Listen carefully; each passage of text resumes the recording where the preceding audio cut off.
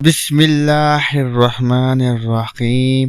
حضرت خواجہ نظام الدین اولیاء رحمۃ اللہ علیہ کے زمانے میں ایک ہندو جوگی تارک دنیا ہندو تھا۔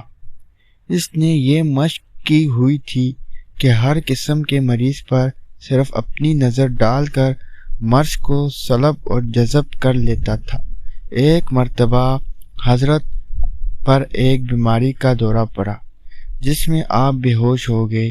ہوش آنے پر خدام نے عرض کیا کہ حضرت اگر اجازت ہو تو فلاں جوگی کے پاس جو مرض سے فقط دیکھ کر ہی سلب کر لیتا ہے، آپ کا پلنگ لے چلیں۔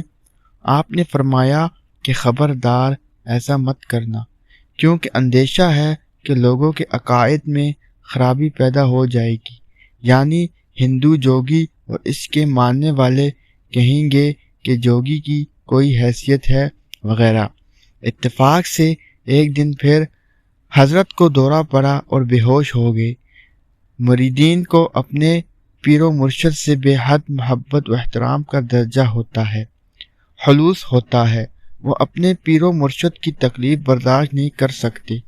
آپس میں مشورہ کر کے اسی بے ہوشی کے عالم میں اپنے شیخ کا پلنگ اٹھا کر اس جوگی کے مکان پر جا رکھا اور حضرت کے فرمان کے خلاف کرنے اور آپ کی ناراضی کا تدارک معافی چاہنے سے سوچ لیا کہ اپنے پیر و مرشد سے دل و جان سے بعد میں معافی مانگ لیں گے۔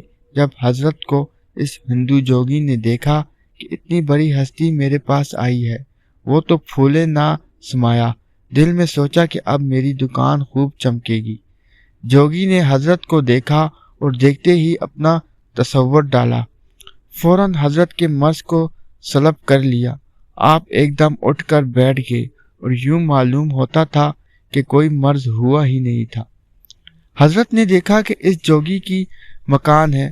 آپ سمجھ گئے کہ یہ لوگ محبت کی وجہ سے میری تکلیف و برداشت نہیں کر سکے، اس لیے عذرا شفقت کسی کو کچھ نہیں کہا، بلکہ اس جوگی کی طرف متوجہ ہوئے اور دریافت فرمایا کہ یہ بتلاؤ کہ یہ تاثیر جو تمہارے اندر ہے یہ کیا ہے اور کس عمل کی بدولت ہے۔ اس نے دست و بستہ ہاتھ جوڑ کر عرض کیا کہ میرے پاس صرف ایک چیز ہے، وہ میرے گرو استاد نے مجھ کو تعلیم دی ہے، اور وہ یہ کہ اس نے یہ کہا کہ ہمیشہ نفس کے خلاف کرنا، مطلب یہ کہ نفس کا چاہا ہرگز نہ کرنا۔ بس میرے پاس صرف یہی ایک عمل ہے، اس کی بدولت یہ تصور و تغییر و تبدیل کرتا ہوں اور مرض کو فوراً سلب کر لیتا ہوں۔ یہ سن کر اللہ کے ولی نے اس سے دریافت فرمایا کہ اچھا یہ بتلاؤ کہ تمہارا نفس مسلمان ہونے کو چاہتا ہے؟ عرض کیا کہ ہرگز نہیں۔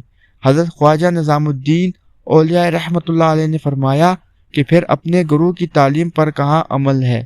ادھر تو حضرت نے یہ فرمایا اور ساتھ ساتھ اپنی باطنی توجہ فرمائی۔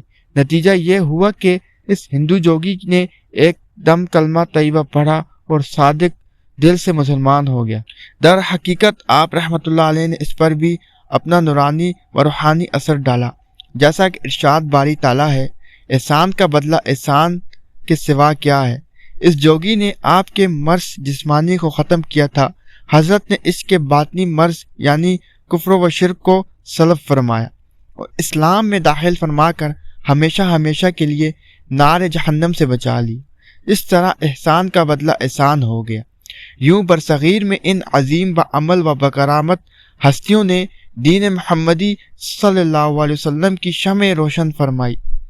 حضرت خواجہ نظام الدین اولیاء رحمۃ اللہ علیہ جن کا تذکرہ اوپر کیا گیا ہے نے بادشاہوں کی صحبت سے ہمیشہ کنارہ کشی اختیار فرمائی، ان سے کسی حال میں ملنا پسند نہیں فرماتے تھے۔ بادشاہ کو جلال الدین فیروز شاہ خلجی کو حضرت سے ملاقات کی بڑی، اسی لیے اپنے ندیم خاص قریبی دوست امیر خسرو سے اپنی اس تمنا کا اظہار کیا۔ حضرت شیخ امیر خسرو کی بہت عزیز رکھتے تھے۔ انہوں نے سلطان سے وعدہ کیا کہ اجازت کے بغیر ان کی خدمت میں آپ کو لے جائیں گے۔ بادشاہ خوش تھا، اسی طرح اس کی تمنا پوری ہو جائے گی۔ امیر خسرو نے بادشاہ سے وعدہ کرنے کو تو کر لیا، لیکن ان کے دل میں ایک خیال پیدا ہوا کہ کہیں ان کے مرشد کو یہ ناگوار نہ ہو، اس لیے انہوں نے اپنے مرشد کی خدمت میں عرض کیا کہ آپ کی خدمت میں بادشاہ آنا چاہتے ہیں۔ حضرت اسی وقت دلی چھوڑ کر اپنے پیر و مرشد حضرت خواجہ فرید الدین گنج شکر رحمۃ اللہ علیہ کے مزار کی زیارت کے لیے اجوادن روانہ ہو گئے۔ بادشاہ کو جب یہ خبر ملی تو امیر و خسرو سے باز پرس کی کہ حضرت کے پاس میری حاضری کا راز کیوں فاش کیا۔ امیر و خسرو نے عرض کیا کہ بادشاہ سلامت، اگر آپ رنجیدہ ہوتے ہیں تو زیادہ سے زیادہ میری جان کا خطرہ ہے، لیکن میرے مرشد آزردہ ناراض ہوتے تو میرے ایمان کا خطرہ تھا۔ سبحان اللہ، کیا خوب جواب تھا۔ یہ جواب سن کر بادشاہ خوش ہو گیا۔ اللہ تعالی ہمیں بھی ایسے نیک لوگوں کے نقش قدم پر چلنے کی توفیق عطا فرمائے، آمین یا رب العالمین۔ امید کرتا ہوں کہ آج کی ویڈیو آپ کو پسند آئی ہوگی۔ مزید ایسی ویڈیوز دیکھنے کے لیے ہمارا چینل سبسکرائب کریں۔ شکریہ۔